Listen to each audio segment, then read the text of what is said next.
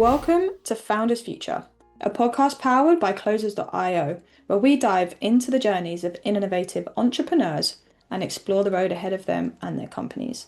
I'm your host, Olivia Sammons, and in each episode we'll uncover the stories behind impactful ventures, the challenges faced along the way, and the strategies driving their future growth. Today we're joined by Nick Kempen, founder of NLC Fitness, where he empowers clients to build strength and health and performance through personalized training and support. Nick's mission is to help people achieve their goals with discipline and precision. Nick, very warm welcome to Founders Future. How you doing? Thank you for having me. Thank you for joining me. It's a pleasure to have you here. So with all my guests, I like to start at the beginning of their journey. So can you maybe take me back to what it was that you was doing before you started up NLC Fitness, and then what motivated you to start up the company? So ever since I graduated college, I've been a trainer, fitness coach. And before I started NLC Fitness, I worked in a couple different big corporate gyms. And through the experience of the corporate gyms and everything, I knew that there was more that I wanted to do and become my own business and entrepreneur.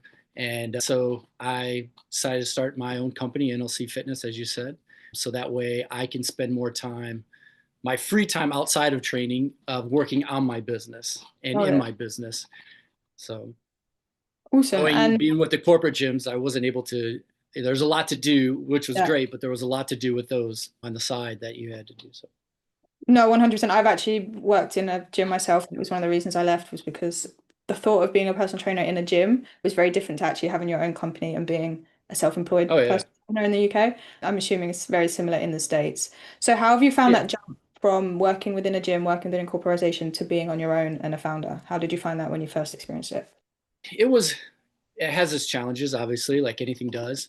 And I talked to a lot of people who were doing their independent training, had their own company and stuff like that. And so it wasn't something I just woke up one day and was like, hey, let's do this. I was on the fence, teeter-tottering for a couple of years, actually, and knowing the pros and cons of each side. But it came to the point where I was ready to move on and take on the responsibility of my own company. And I always said, if it works, it's because you did the work that you needed to. And if it doesn't work, well, you didn't do what you were supposed to do. I was ready to have that next step.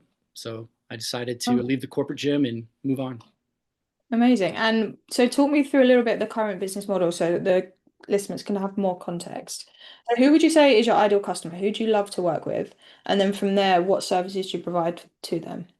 So right now, my ideal client is the over 40 male, business-oriented father figure, or not even father figure, but just dad in general, because I'm a father myself and I'm over 40.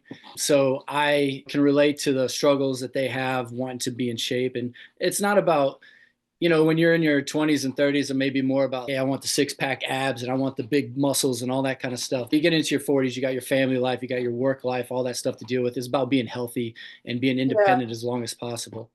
Focusing on that demographics of people is what I wanted to gear towards. But I enjoy working with a lot of different people too. I like working with older individuals. I like working with people who have pain or post-injury and getting them out of that stuff. But to answer the question, it's more that 40 or over dad that's struggling with all the things that they have to do in life and trying to stay in shape and healthy at the same time. So how is it that you work with your clients? Do you work mainly in person? Is this online? What does the program look like? How long do you typically spend with them? Walk me through that side of things. So I do both. I work one-on-one with people. Obviously, they're in the area. And then I also do online training also. Nice. So one-on-one personal training, it's 1 hour each session. And obviously, I'm meeting with that client however many times a week we need to. Some clients I meet with once a week, and other clients I meet 5 times a week. And obviously through there, it's the workout and then working with their nutrition and stuff like that too, lifestyle coaching. Nice. And then almost 10 years ago in 2017, actually 2017 is when I started NLC Fitness. But before that, I was doing some online training with some clients that would travel. Obviously, hey, I'm going to be gone for a month, whatever. Can you put something together for me? And so I started doing a little bit of that, but then I was more, hey, this is cool. Let me look more into this. And I was against it at first because I was like, hey, listen, you want a program, just go to any magazine and you're going to find a fitness magazine, you'll find a program in there. But where I Yeah. was, the last big corporate gym I worked at, there was a hotel also in there. So there was a lot of hotel guests that would come in and get a chance to meet and stuff. And that's really when I started getting into the online, because they're like, hey, can you work with me online or work with me when I go back home? Yeah. Whether it's, I've had clients in Spain, in Germany, Switzerland, Love it. throughout. And so I got more into that. And so with the online, depending on what it's 100% customized. So it's not a cookie cutter approach for anyone. I Okay. try to, there's a lot of online coaches out there, and a lot of it is just cookie cutter. You're a male, okay, you're going Yeah. to want this program. You're a female, you want this program. But I really try to keep it personalized as much as possible. And even though it's online and they're doing their own workout, I'm putting together that workout each week for them. I'm Mm. coaching them on their nutritional. So I try to bridge that gap as much as possible, as much as you can. And weekly, if not daily check-ins, I do try to, again, just to keep them accountable and not just like, all Yeah. right, here's your program, I'll see you in 12 weeks or whatever it will be. So I do offer both. And I do have clients that live in the area that I can't see one-on-one, because knock on wood, fortunately, I just don't have the time to really take on any more one-on-one clients. So I Hmm. do those trainings, and because they do live close by, we will meet up occasionally one-on-one when we have the chance, and just to go over things in person. So to me, that's always better, just because you get that. But otherwise, like we're doing on Zoom or FaceTime on the phone Yeah. or whatever it may be, I try to keep in touch with them as much as possible. Yeah, that's great to see. I mean, of course, within the person to person training, like within person training must have its advantages, but sometimes just a nice Yes. aspect of having an online coach is, as you mentioned, the motivation behind you. It's just someone checking in, making sure you've done it half the time and not actually like Yeah. walking you through each session, like step by step. So I like both aspects that you have to that as well, which is really cool. Yeah. It's good. And Yeah. And I always tell everyone, like, sorry, no, go for it. Continue. I would say, yeah, to go along with that, the online training is great, but it takes a certain person to be able to do it. They got to have I get to the gym all the time. I need direction. I need assistance. I need to know what to do, how to do it. I'm going to go to the gym. Those types of people, it's great, that online training, because again, put out the blueprint, follow this, and this is what you need to do. The ones that Yeah. get difficult are the ones that are like, they'll do it for a couple months and then they start slacking off, and I just need someone there. Otherwise, I'm not going to get to the gym. So that part, I've noticed that's one thing over the years of doing it that I've noticed that people have a hard time with, if Yeah, they're one of those types. But otherwise, it's great. I get to reach out as many people all throughout the world, really, reaching out to exactly. them, and so it's been nice to branch out, so to speak. Awesome. And how do you go about acquiring your customers? So what is like any specific channels or methods that you're finding most effective at the moment? Honestly, the most effective way is word of mouth. I would say 90% of my clients, it's that have gotten, is word of mouth referrals. But I also do social media advertising and marketing through there. So Nice. I've picked up clients that way too. But that's really, for me, that's about referrals, word of mouth, or through social media marketing advertising is where I've done the Amazing. most. I've done my client retention. Cool.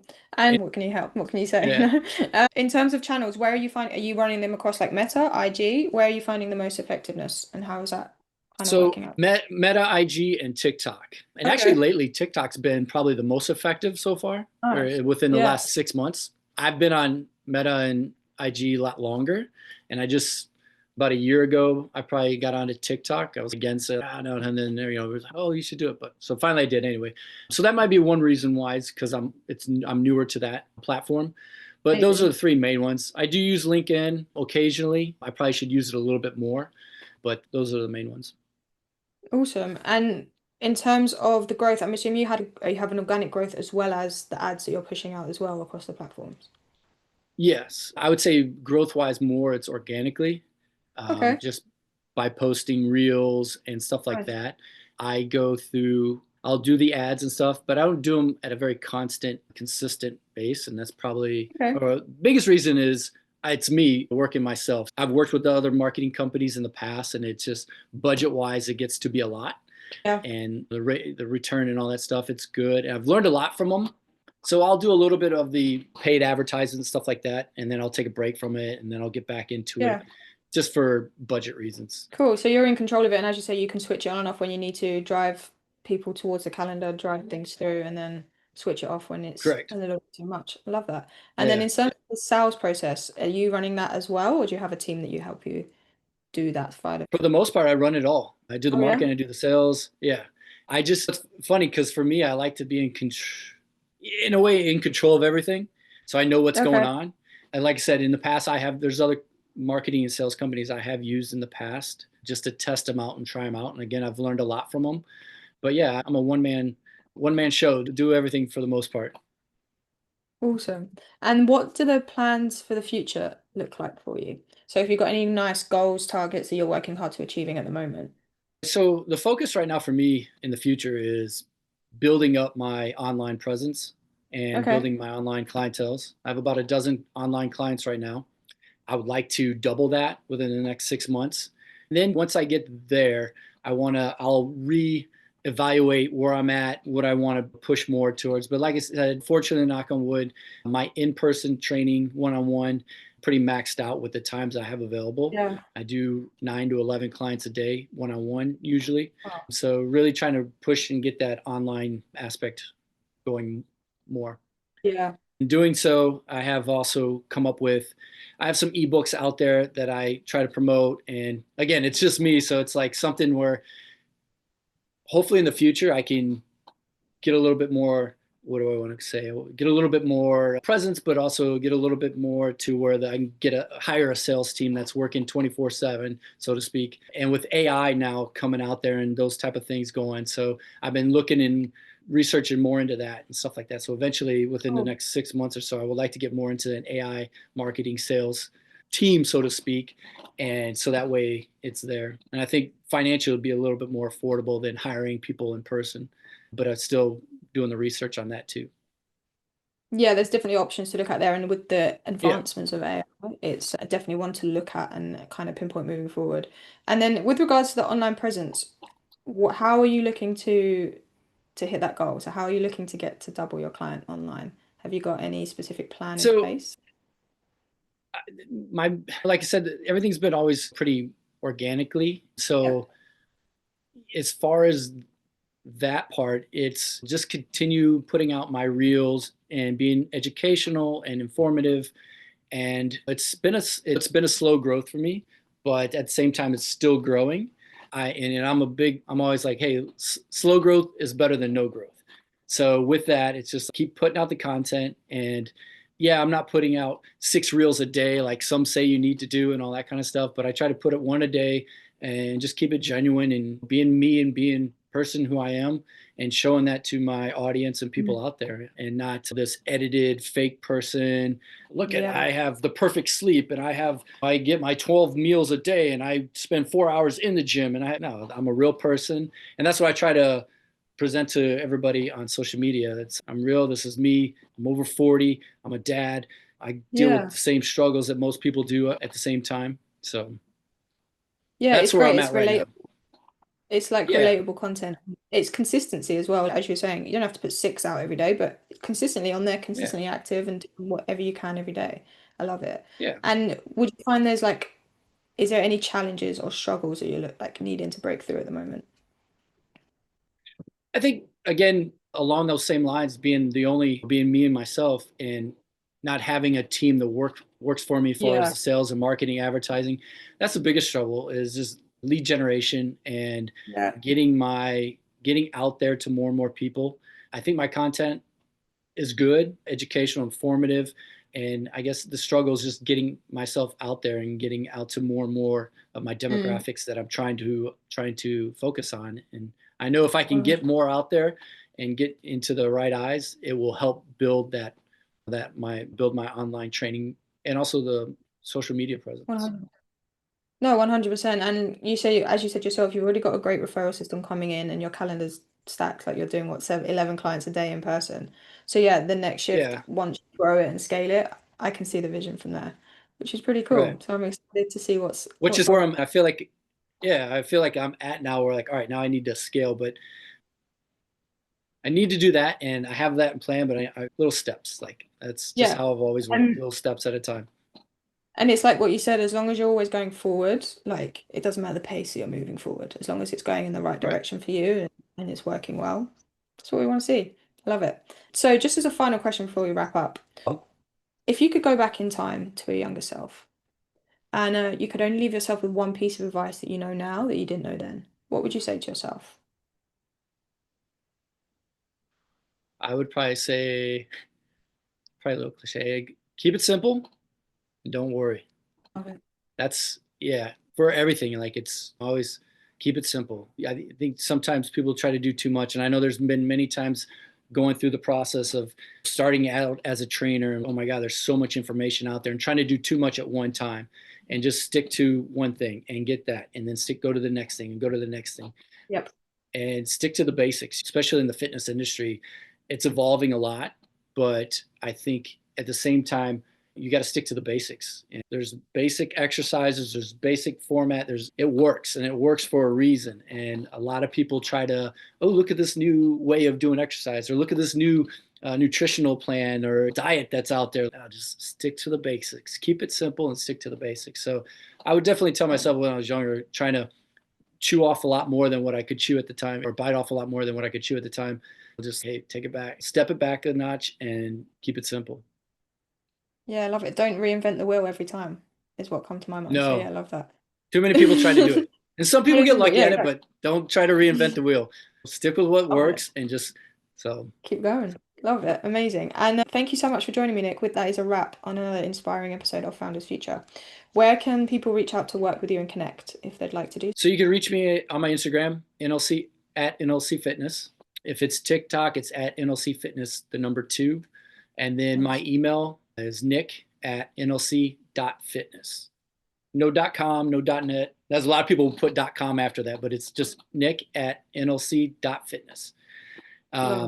So yeah, those are the easiest ways to get in touch with me, and I'll respond back. That's another thing too, is I respond back to everybody in as much as possible. So I know sometimes I've reached out to other people in the fitness industry for questions or pick their brain, and you don't hear back from them. And they got a lot of followers, or they're very busy, but I'll get back to you. You send me a question, and I'm here to help. That's what I'm trying to do. So you have a question, email me, DM me on social media.